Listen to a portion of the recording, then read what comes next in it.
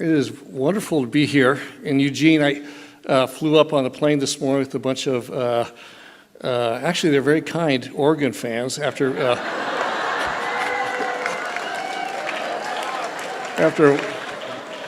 whooping up on us from Southern California. No, but the reason I'm here is I guess to answer that question from Javi is I received a very kind invitation from Doug Carnine and about what you're all are doing here in Eugene and creating a city of kindness. And so I'm very honored to be here, and I've had conversations in the past and great coffee today with your wonderful mayor, Mayor Venice, and it's gave me a beautiful welcoming to your city. So I was telling Mayor Venice it is much easier being former mayor than mayor, I can tell you that. So she has a very, very joyful but difficult job, and I know she appreciates the support from her community. And so I can tell you, you guys, so I'm here talking about kindness. I'm certainly not an expert on kindness, and certainly not really very humbled to be talking to you all here in Eugene. You're already doing so much, and the stories I've heard. But maybe I know a little, got to know a little bit about creating a culture of kindness.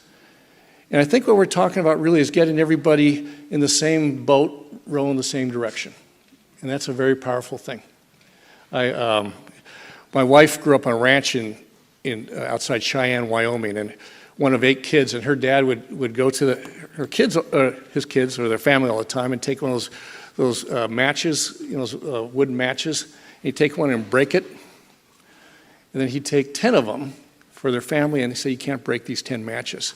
And I think that's kind of about when you get people working together, it creates strength, and nothing could stop you. So anyway, what I'd like to do is talk about really creating a culture. And maybe that's where I have a little experience in Anaheim, and I'm very proud of what the people in Anaheim have accomplished. So let's see if this works. Yes, it does. All right.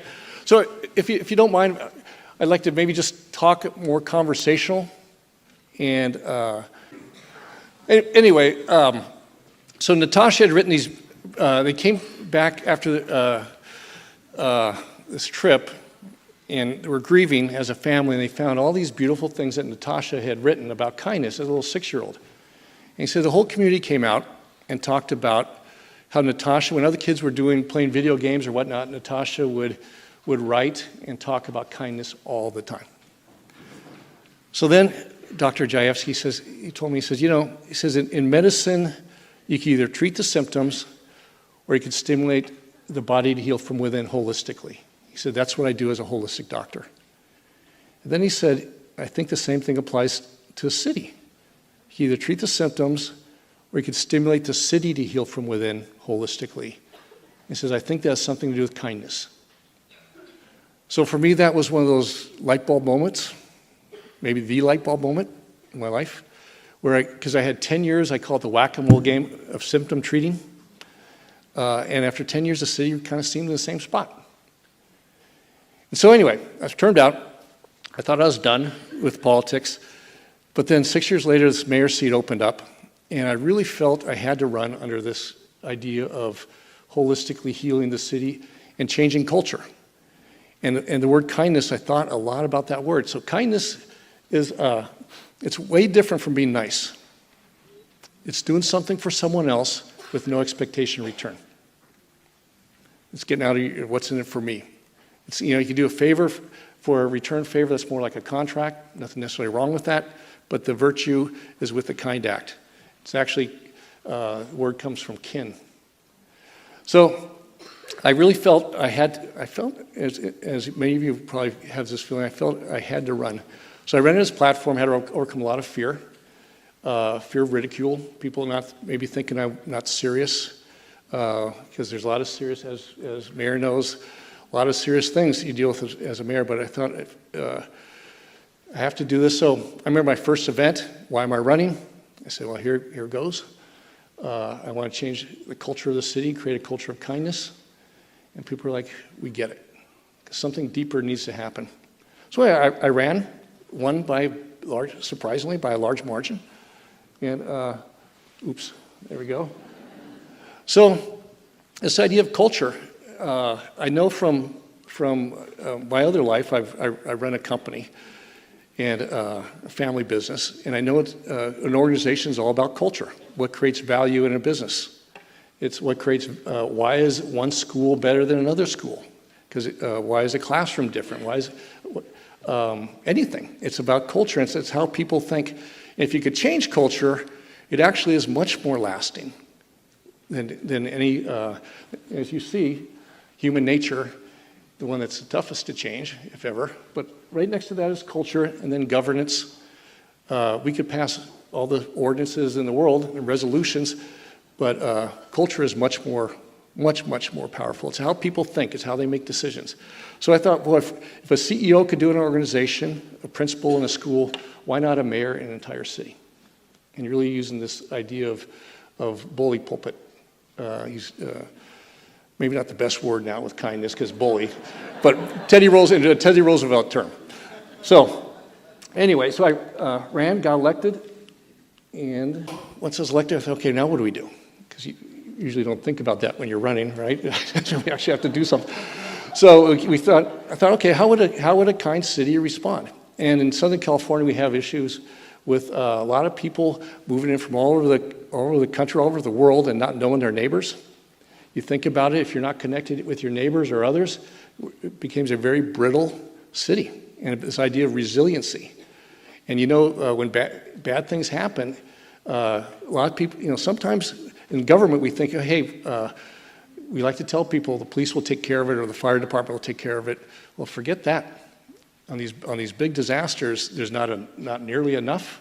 Not nearly enough. And it's got to be neighbor looking after neighbor, taking care of one another. So we had to kind of break through that culture of the government's going to take care of everything. And we're only one day away from that big earthquake in Southern California. And if you go out in your street after an earthquake, and if you don't know your neighbor, and you don't know that Mary down the street has a construction company, or John's a doctor, or whatever it is, all those things that happen when people connect, we're in big trouble. So just this idea of hi neighbor, get to know your neighbor. And we did that, and so people it's very important for community policing. It's actually the foundation of it. Kindness is what connects people together. It's a mortar that holds, I call it social infrastructure, social muscle. Think about it, it's a kind act, doing something for someone else that connects people. Emergency preparedness, I just mentioned that, but also community building. People are just happier. And there's studies, you don't need studies because we all know it. People are happier when they care for their neighbor and their neighbor cares for them. And the way that happens is through kind acts. So if you could get a conscious, mindful commitment from our city to meet your neighbor, it's powerful. I could go on this for hours, which I know I'm kind of limited on time. But the idea is it's not just a feel-good thing. Not that that's not enough, but there's purposeful, municipal, civic reasons to be kind. So anyway, excuse me. So another thing we did was with our schools, our elementary school district. So these kids are 90% of the kids in the Anaheim elementary school district fall below the poverty line. It's one of the worst in the country, actually. And so some of these neighbors are very challenged. And we asked these kids, I met with the superintendent, and we asked these kids to do a million acts of kindness, and they did. And it was really cool. And I think there's a video that goes along with this. Is there any way to get that going? Oh my gosh, this is incredibly exciting for these kids. Good afternoon to you both. What these kids have accomplished is nothing short of extraordinary. The Dalai Lama took notice, so now 10 lucky kids from each school that participated in this will have a chance to go celebrate with him for his 80th birthday. Pretty extraordinary. But what these kids hope is that you at home will see what they've done, be inspired to do the same.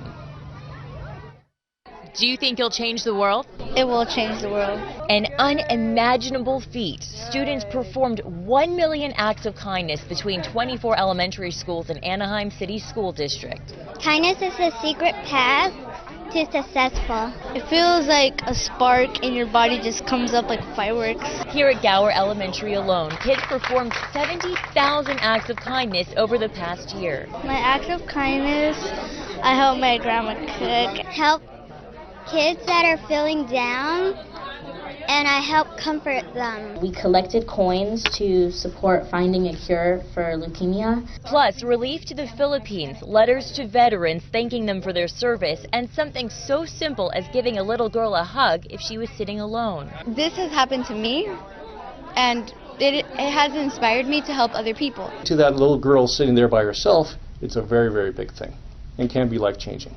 Anaheim Mayor Tom Tait was the brains behind 1 million acts of kindness. He was inspired by a 6.5-year-old girl named Natasha. We spoke to Natasha's father. She used to say, it's not enough to do no wrong in one day. Nearly 10 years after Natasha's untimely death, the Dalai Lama heard about the 1 million acts of kindness movement she inspired and invited Mayor Tait to India. This is the way to achieve peace in the world, and you are making that happen. His Holiness's personal emissary for peace had this message. Through kindness, you can find love, and through love, you can find compassion, and through compassion, you can find world peace. So here these Anaheim kids do 1 million acts of kindness, and then as crazy as this may sound, then I get a call from a man named Lama Tenzin Dowden, who is the Dalai Lama's emissary for peace, saying they've heard about the 1 million acts of kindness and invited my wife, Julie, and I to go back to Dharamsala to meet with His Holiness the Dalai Lama.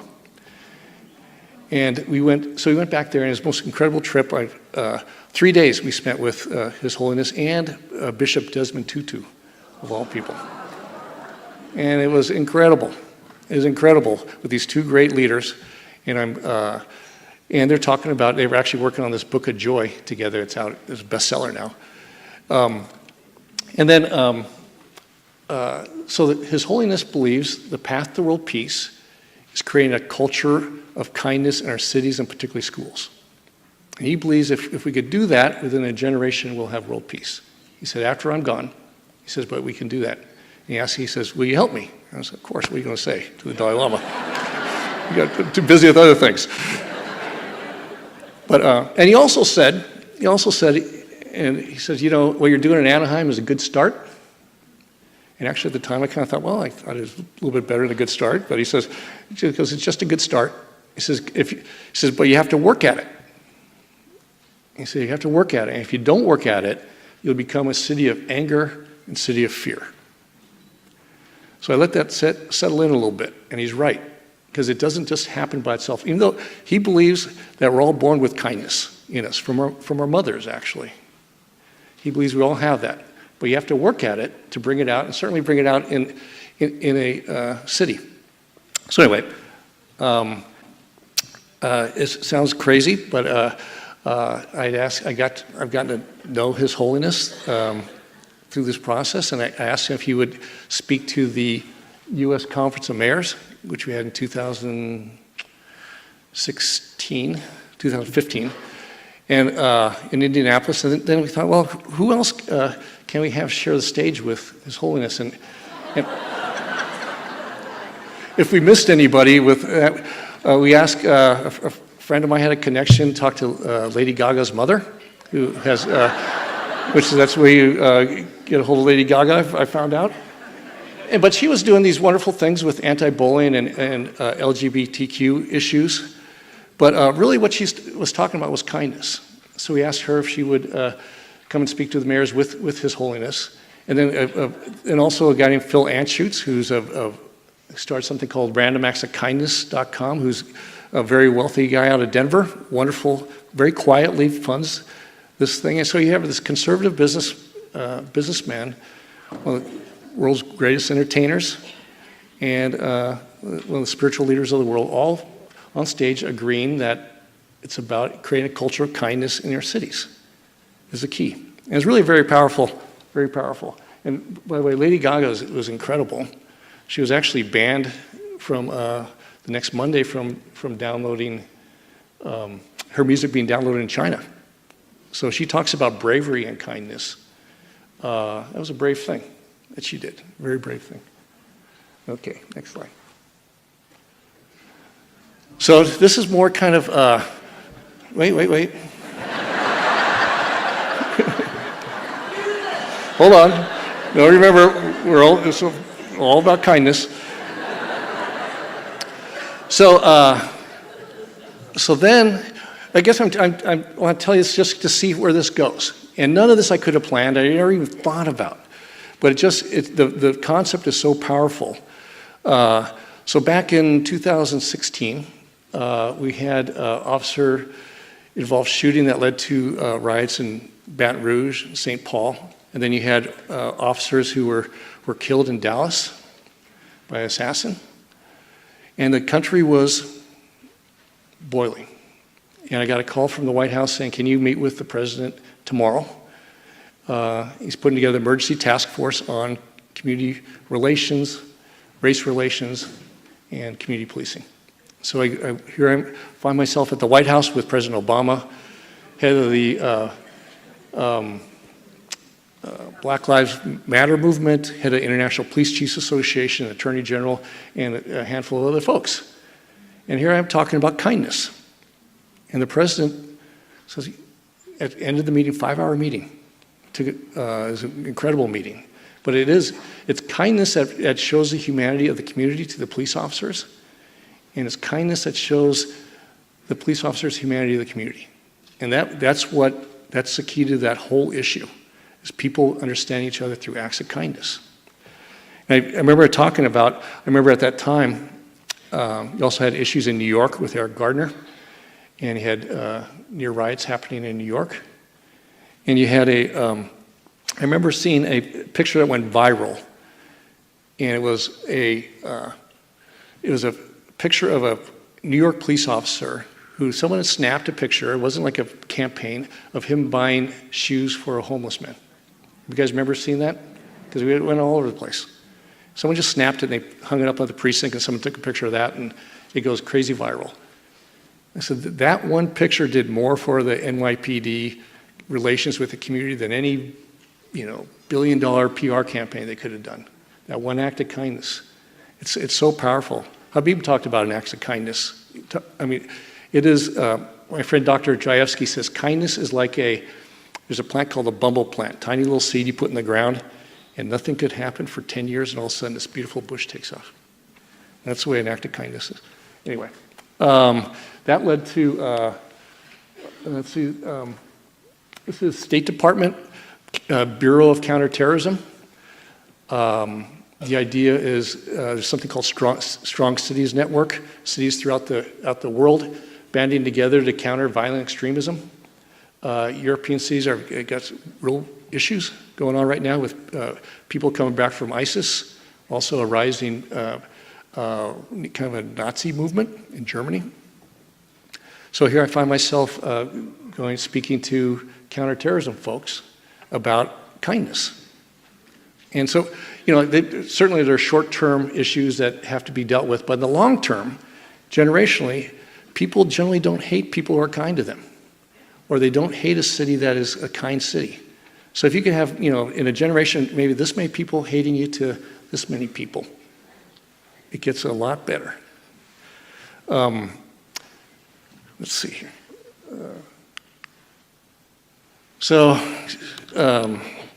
Lucy knows. So when you're married, you just never know what's going to happen. Almost every day. Now I look at my cell phone. I don't have that. I hope nothing bad happened today. Feel. Well, we had a bad thing happen in Anaheim. We had a KKK rally of all things in Anaheim, city of kindness, and it was. And it's one of these things you can't stop. People have the rights to free speech, but it blew up, and there was bloodshed, there was stabbings, and it was terrible. And I thought I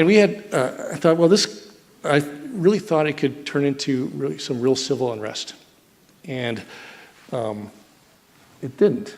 And I think that's what happens. This was after about four or 5 years of kindness culture work, and what happened was.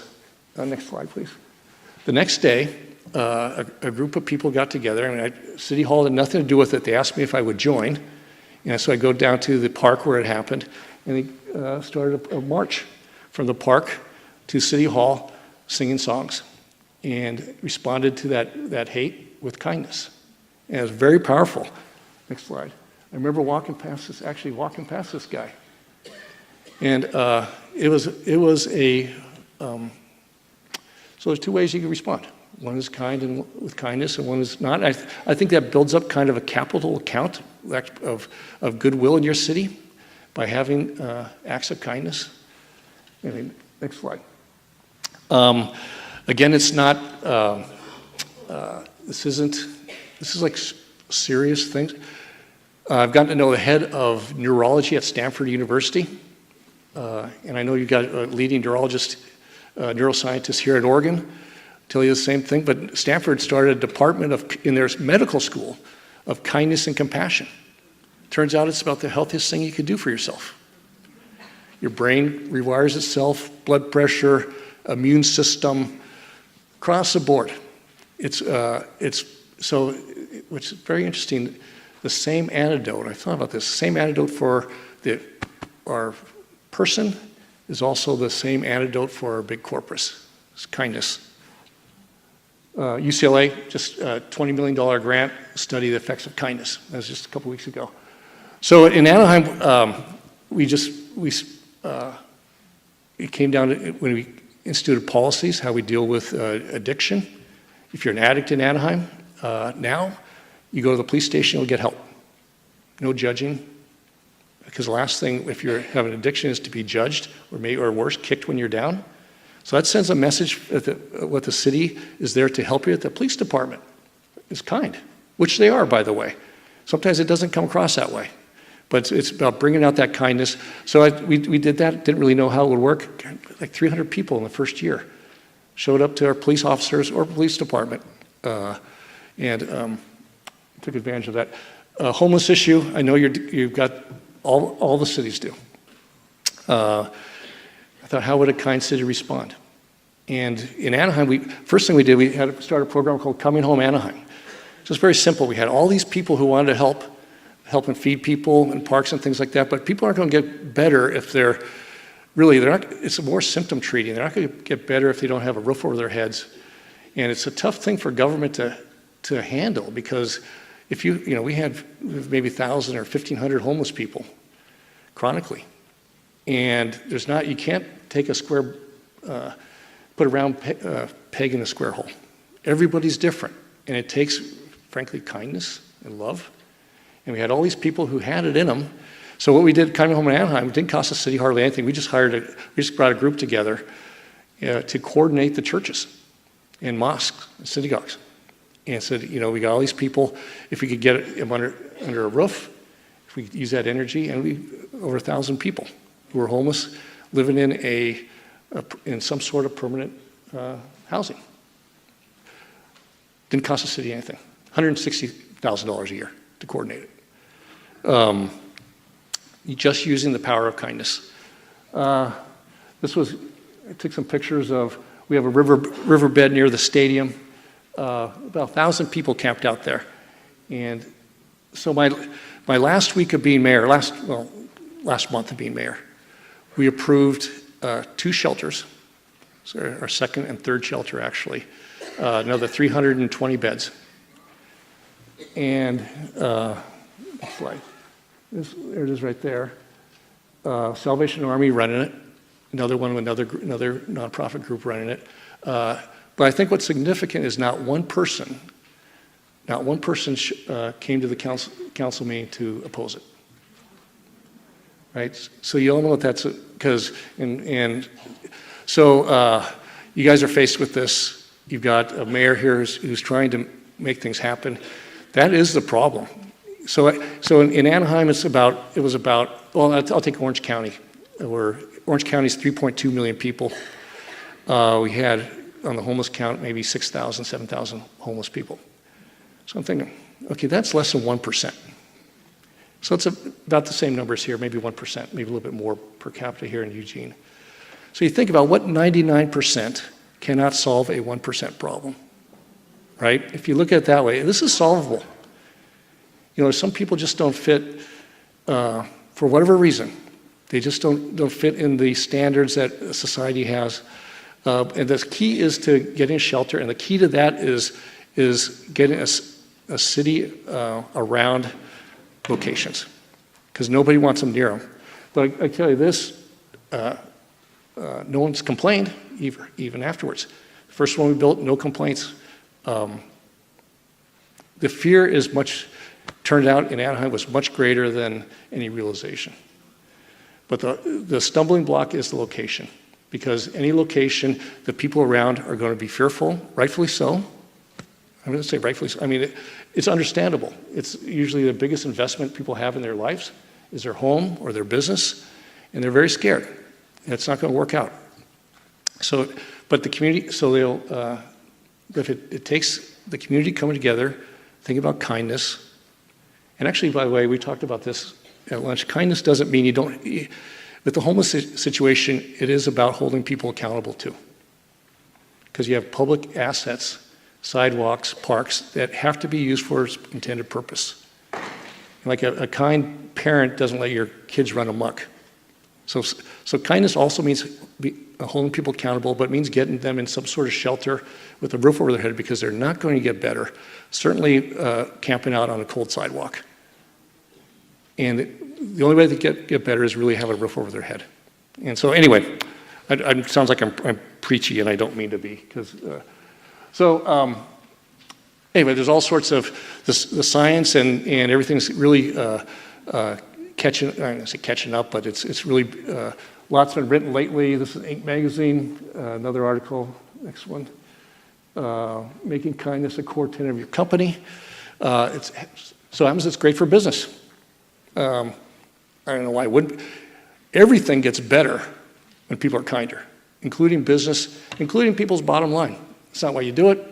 It's a side benefit, but it's good for business. This is from Harvard Business Review. Next slide. Chief Kindness Officer. I like this term, but this is Stanford Magazine. Same thing. Next slide. It's actually who wants to work with. Everyone wants to work with kind people. And if your business has a culture of kindness, we actually do it at my business. And this is our 4th year in a row. We were voted one of the best places to work in Orange County. Just by simply embracing the culture of kindness. Schools, I said they were key. I told these kids, K through 6, that they're going to lead the way. And they enthusiastically did. This was Danbrook Elementary. Someone just painted this on the side of the school. So when culture starts to happen, by the way, it took a while. Someone said it was like the first couple of years, it was like the ships were in port and nothing was happening. Then all of a sudden the sails filled, and then things just started happening. So culture change takes a while. And but I tell you, this number of people in this room, if you all get on the same page and start, I think, just talking about it and getting people mindful and thinking. So at the end of the day, people would say, what's the goal? I said, well, so if you're from Anaheim, when you're walking down the street and when you think I'm from Anaheim, if you think, okay, we're a city of kindness, that's our ethos, that's who we are, it's kind of our civic duty, then the chance of that person doing something kind is a little bit greater, right? If it's part of the culture, chance of doing that kind act is a little bit greater, doing something for someone else, no expectation of return. So now if you measure all the interactions amongst people, so Anaheim, 350,000 people, millions of interactions every day, and put a label as either kind or not kind. Kind here, not kind up here. Not kind could be, like ignoring somebody. Now, if you change the ethos, change the culture, city of kindness, chance of doing something kind is a little bit greater, it starts to go like this. And when it goes like this, literally everything gets better. Crime, bullying at schools, senior loneliness, which, by the way, is a killer, and so much it's lack of kindness. Imagine knocking on a neighbor's door, a widow who hasn't seen anyone for a couple weeks. Addiction, functional isolation, lack of kindness, all those things that come from that. homelessness, business is better, you name it. Everything gets better. I was talking to Doug, and Doug's been studying kindness for years and years. I see, we're driving from the airport. I say, anything you thought of that doesn't get better? I was like, nope. You cannot think of anything that doesn't get better. We're happier, we're healthier. So if you could get a city actually doing that and like leaning into it, everything gets better. So I know this is well, that's my wife, Julie. This is someone painted this on the side of a building, another mural. Those are coins we'd pass around, Anaheim City of Kindness. We actually changed our official motto. Not that we needed, I mean, we did from something that's kind of lame to City of Kindness. It was kind of lame. To City of Kindness, and people love it. We made these coins, and those little handout coins. The Dalai Lama carries that with him everywhere he goes, he told me. Puts it on his breakfast table, which is amazing to me. This is Be Kind 21, Born This Way Foundation, Lady Gaga. They said, hey, this is last year. They said, why don't you guys, we're starting this thing. If you do something for 21 days, it becomes a habit. If you can be kind for 21 days. So with about 9 days' notice, we launched this in our schools, and these are kids. By the way, one of those we had an officer-involved shooting a few years ago, and it turned into civil unrest and lost control of the city, and one of them was in this neighborhood, Paul Revere School. So anyway, the fact that you have this group already together doing this. Love. And through love, you can find compassion. And through compassion, you can find world peace. So,